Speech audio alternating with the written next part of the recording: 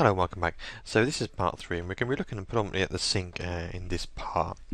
Um, we might get onto the bench, I'll say sink and bench. We may get onto the bench if, we'll see what the time is when it's running. If not, that'll be the next part to come back to the bench.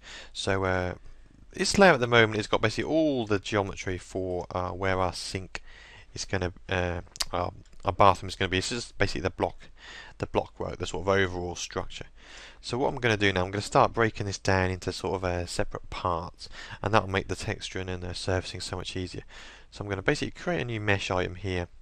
I'm going to come back to my room block, and I'm just going to get this sink here, item here, and I'm just going to copy that, and I'm just going to dump it into the new mesh layer for now. Now I'm just going to rename this sink, just so we can keep some nice tabs on where we're going. I'm just going to move this just out of the way, and we're just going to zoom in on it basically.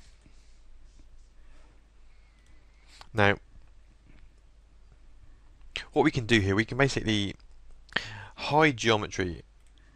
Let's show this. That's always handy to be able to, if you select an item here which is within this mesh here, and you don't want to sort of see, you want to hide it, you can just hit the H and just hide it, and the U to bring it back, or you can do Shift H and that'll basically hide everything other than the item you've selected. So that's quite handy. Okay, so we're in this new mesh layer called sink, and you can see now what I meant in the last part about saying things which are black and wireframe is the background. So even though that's there, I can't actually, if I've got edges selected, I can't actually select any of these pieces of geometry, only the bits that are actually in the layer I'm actually sort of currently working in. You can basically just control and select multiple layers, then you can get access. But in this case I'm just going to be working on the sink. So I've had a bit of a think about this, and at the moment I think it's a bit square, so we're going to I'm just going to grab one face, hit W, and I'm just going to, I haven't changed it dramatically, just give it a bit more of a sort of an elongated appearance. Now what we're going to use to make this sink, we're going to use subdivisions, and basically to turn an object from normal sort of geometry into sub D, you just hit the tab key, and basically it just turns it into this pill type shape. And what it does basically, it just takes the geometry and what's there and basically just smooths around it. So basically what we need to do is we need to make this in a sink, so this bit needs to be sort of lowered, if you can imagine. So we need to basically add a lot more geometry. So we'll start this off an easy way. We're going to select everything and we're just going to hit Shift and D, and that'll basically just subdivide the polygons. We'll leave it on facet and just hit OK. So that's basically just divided everything into two along there, two along there. You know, it's basically just subdivided everything up. Now if we hit tab, you can see it's still a lozenge shape, but it's a wee bit more square. It's getting better. So what we'll do Shift D again, and then you can see it's subdivided it all again. This time when we hit the tab key, you can see it's far more sink-like now. Now my sink is going to be quite square. I was actually passing the hardware shop only yesterday, so I thought I'd pop in and look at these sinks. Look at the sinks, and they're actually quite flat. So as you can see here, this is still quite. If I go into like a side view, you can see it's still quite rounded here, and I want this almost square, not quite square. And you can see that's because basically this geometry, basically it's going from this edge here and it's smoothing it round to this edge here. So what we need to do, we need to basically make some more edges. Now an easy way of squaring something up like this is if you've basically rather than sort of trying to sort of cut these polygons in half and then cut these polygons in half, you can just basically select the edges. What I'm doing here, I didn't demonstrate this. If you select two edges just so it knows which direction you're going in and hit the up arrow, it will go around. It might come up here and start going up there, so you have to watch out, and you can go down arrow to sort of unselect. So we've got these this bottom row select here, and we're going to hit the B key to bevel, and I'm just going to basically pull that a tiny amount like that. Then what I'm going to do is keep this edge even sharper in the corner. I'm just going to give it a rounding level of just one, and that'll basically put one sort of row of edges between these new two edges we've made. So you can see that's almost square as it is. So as a test, we'll just drop that there, and we'll hit the tab key, and now you can see this. Ignore the fact that that's curved this way. We're just talking about this curve from this flat edge to this bottom face. You can see there it's pretty much dead square. Okay, so we'll untab that. Now also I want all these extremity edges the same squareness. So what I'm going to do, I'm just going to undo that. Now I'm going to select those, and I'm also going to select the top. I'm just double clicking on these edges, and that'll just try and work out which sort of face of edges I'm using. So I'm going to just go around here. I'm just holding down the shift key. I'm just double clicking, just so I've basically got all the extremes of the excuse me, of the model selected. I'm going to hit the B key, bevel, and I'm just going to drag out. Just basically like we'll try it first. And just hit the tab key, and now you can see that's almost like a box. In fact, it's two square. So I'm just going to undo that, and we hit the B key again, and we're going to make it a bit bigger. We'll try it like that, and we're going to hit tab key, and I'm pretty happy with that. That might be a bit rounded now. We'll do one more.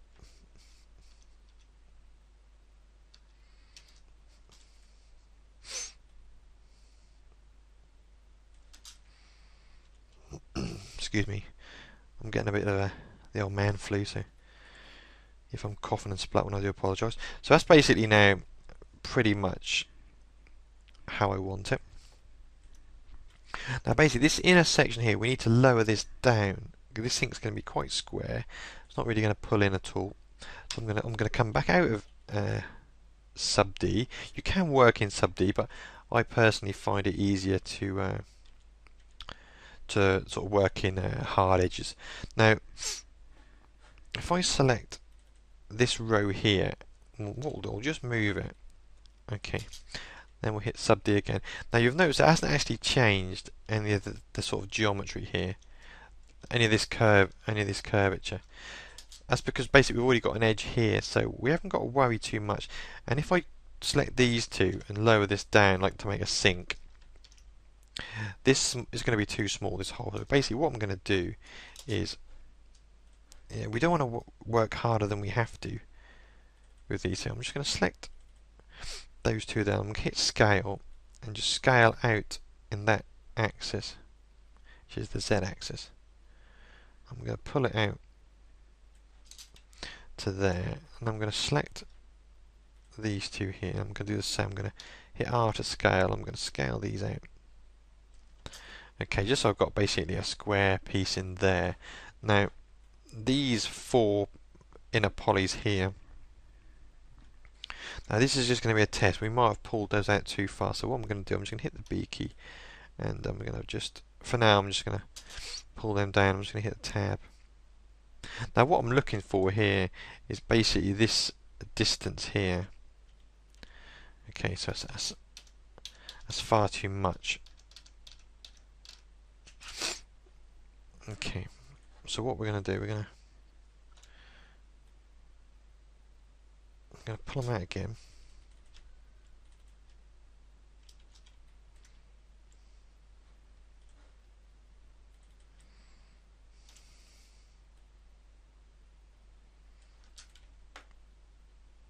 Like that. Now, one of the issues you're going to have is you need extra geometry to stop. When I bevel these down, this is basically going to smooth from this edge down here right the way over there. So we need to be a bit clever here, and the best way to do things like this is to just use the B key, use the bevel, but use it repeatedly. So what we're going to do, we're going to hit the B, I'm going to click in, and what I'm going to do, I'm going to just bring it in a bit. So that's going to make an edge. I'm going to hold shift, and I'm going to click again, I'm going to bring it down the same amount, roughly. So the distance from that edge to that sort of hard corner edge there is the same as this gap there. So like that. I'm going to hit the shift key. Now I'm going to drop it. Okay. And I'm going to hit shift key and drop it again by the same amount as that there. I'm going to hold shift key, drop it again, and I'm going to scale it in yet again by the similar sort of amount.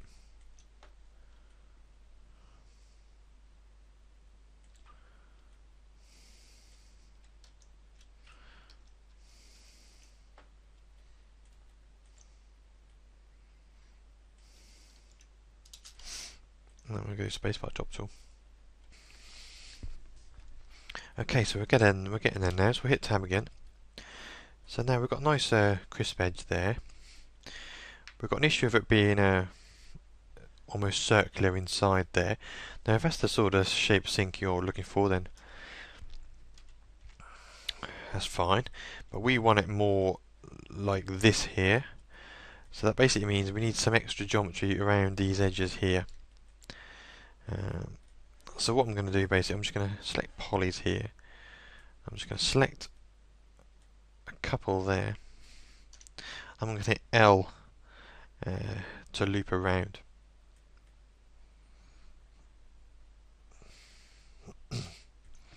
Now I'm going to hit Alt and C and click in the viewport, and this is just like a loop slice. We want a count of 1. We're going to change this to 3, so basically we can move it. And I'm basically going to just drag it up.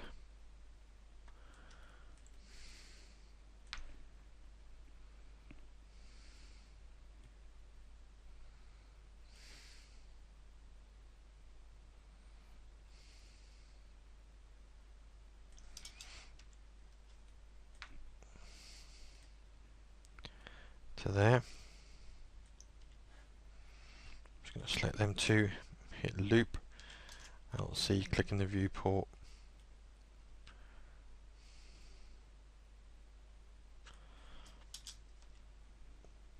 So it's getting more square. We can also select these two here. L to loop around. Alt C, click in the viewport. And then we can select a few there. L to loop round. Alt C, click in the viewport.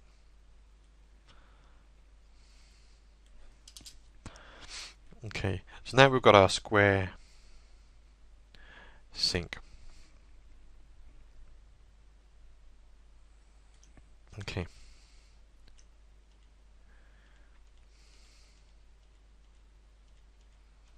Now we can put an overflow in here. I'm just going to select 2, hit the L key to loop round, Alt C, and click in the viewport. This time I'm going to put this roughly back to the middle so we can see what we're doing.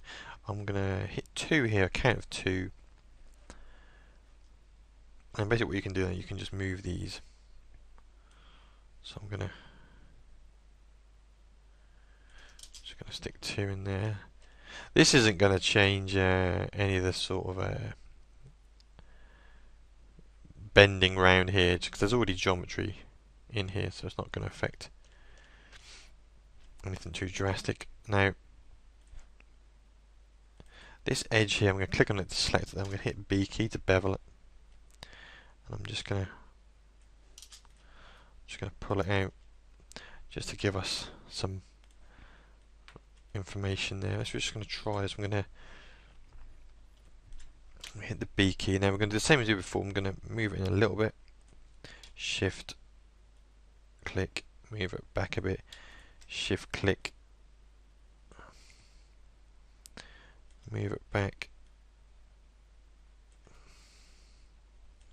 Shift, click, move it back. Shift, click, cut it in. Spacebar drop tool. And so there's our little overflow. Now we can do the same for the plug. I'm going to put the plug smack in the middle just because it's easier for us. Even though it'll never be in shot, it'll never be in camera, we may do a few close-up renders of different parts. So we'll basically, I want a similar sort of shape, similar sort of thing to that there. So we're going to make this a bit more square, just so these polys here are a bit more square. I'm just going to select those 4. So I've got sausage fingers today. Zoom in with a Shift and A, and we hit the B key. I'm going to click in, move it in a bit, Shift click, move it down a bit, Shift click.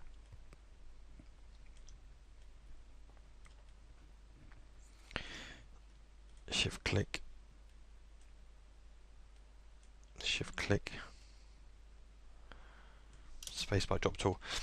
Now that's going to be covered with a sort of chrome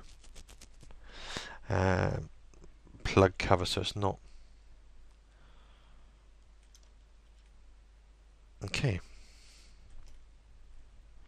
So it's not too important. You can I can make this deeper or whatever, but it's going to, like I say, it's going to be covered, so it's not really that much of an issue. So there's our sync finished. So what I'm going to do now, I'm just going to select it all, and we're going to go over to a top view. I'm going to hit W key. I'm just going to move this into position. I'm going to put it flush with the edge of the table.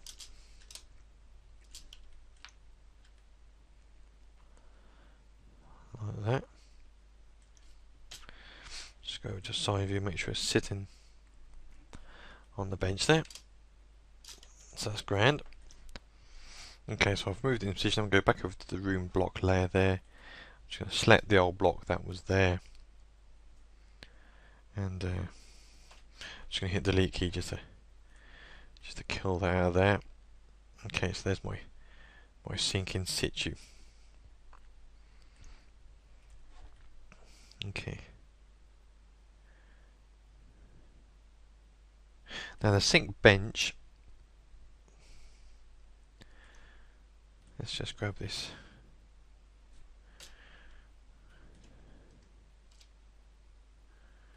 Move that against the back wall as well. Okay. Now the sync bench,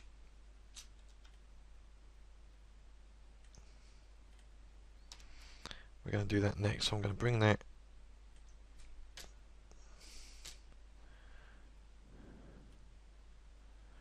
level with the edge of the sink.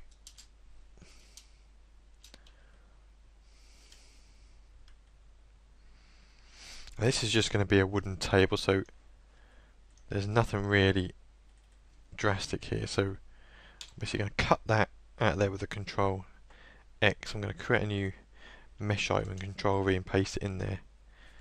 I'm just going to call this bench